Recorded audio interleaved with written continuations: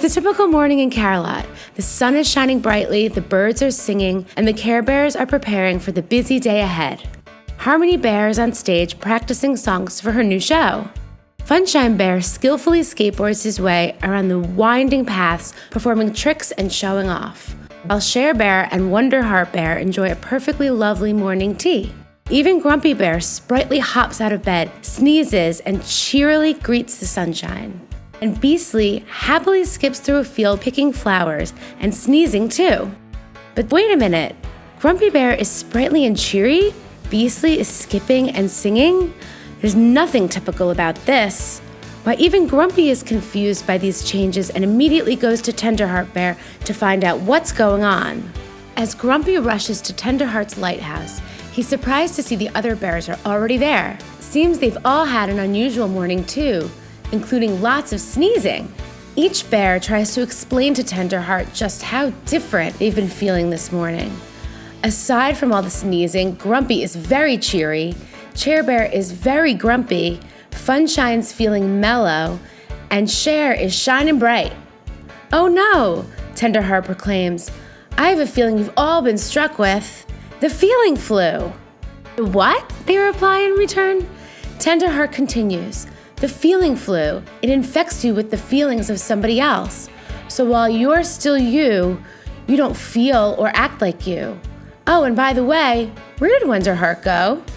Just then, Beastly suddenly pops out of the bushes, holding Wonder Heart's floppy bunny under his arm. As all the bears look on in shock, Beastly snuggles against Tenderheart and asks, "I wonder why you didn't get the feeling flu, Uncle Tenderheart." Realizing what was happening, the bears rush into the lighthouse to find Wonder Heart wearing Beastly's crown and standing way up high on a pile of furniture. It becomes only too clear that the feeling flu is causing Wonder Heart to behave like Beastly, and Beastly to act like Wonder Heart. Once Wonder Heart is settled down, the bears discuss what to do next. Tenderheart explains, "The reason I didn't get the feeling flu is because I had it when I was little, as did Harmony, so we're immune. Now all we have to do is find a healing feeling flower, and every bear will be cured." Tenderheart finds a book that will tell them where the healing feeling flowers grow. "Come on, let's get this cure going," urges Harmony. "These bears are acting really weird." But then Tenderheart reads something shocking. "Oh no!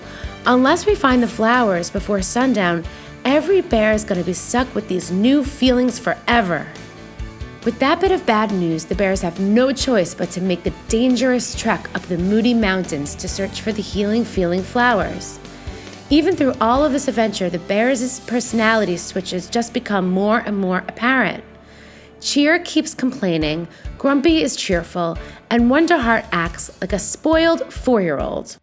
Then at last, Tenderheart thinks they've finally come upon the fabled flowers. With just a gentle push through a bush, the bears are ready to feast their eyes upon their cure. But oh no, the only thing they find is a short bare stem and a dirty pawed Wonder Heart running away laughing. As Tenderheart tries to comfort Beastly and the disappointed others, he assures them that there's one more place to reach before sundown, and it's their last and only hope.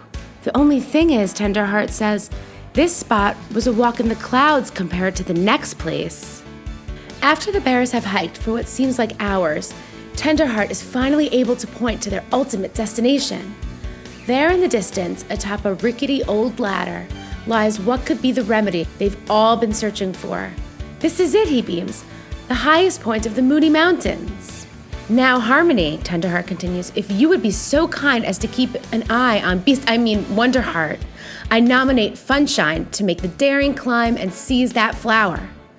At first, Funshine wasn't sure about climbing up that high, but after Grumpy did a little cheer and Cher Bear shared her temporary courage, Funshine was ready to go. Slowly but steadily, Funshine makes his way to the very top of the ladder. It's nearly sundown and he has to move fast. Then, I found it, he finally calls. "Now what should I do?" Tenderheart yells back loudly, "Eat it now!"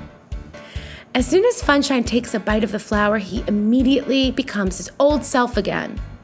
Funshine then scrambles down the ladder to share the healing feeling flower with everyone else. Just in the nick of time before the sun had officially set, all the bears were back to their old selves. Even Beasley, who had no idea why he was hugging a stuffed bunny, was happy to be normal again.